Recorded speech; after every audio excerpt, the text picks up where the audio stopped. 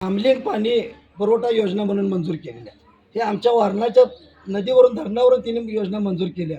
हे आमच्या लाटवडे भादलेपासूनच्या कुंभोजपर्यंतच्या बुवाच्या वठाच्या कुठल्याही गावाला कुणाला विश्वासात न घेता तिने पाणी पुरवठा योजना मंजूर केली.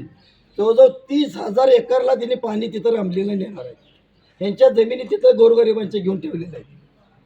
गावडीमोल दलालानं तिने जमिनी खरेदी केलेल्या आहेत आणि इथलं पाणी शासनाच्या योजनेतून कुणाला विश्वासात न घेता रामलीला नेणार आहे. अजून पाणी आपल्या जमिनीला मिळालं नाही.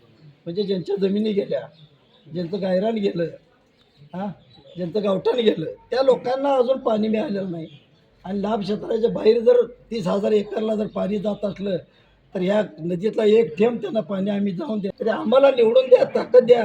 हे सगळे विषय थांबवायचं असतील, पाणी जर आपल्या नदीतनं बाहेर जायचं नसलं तर आत्ताच पाण्याची परिस्थिती अशी आहे की उन्हाळ्यात पाणीच आम्हाला आत्ताच कमी पडतं आहे.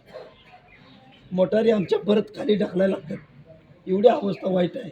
आणि जर 30,000 एकराला जर पाणी गेलं तर काय अवस्था होईल. आणि परत पूर्वीसारखी खड्डे काढून पाणी पाहिजे.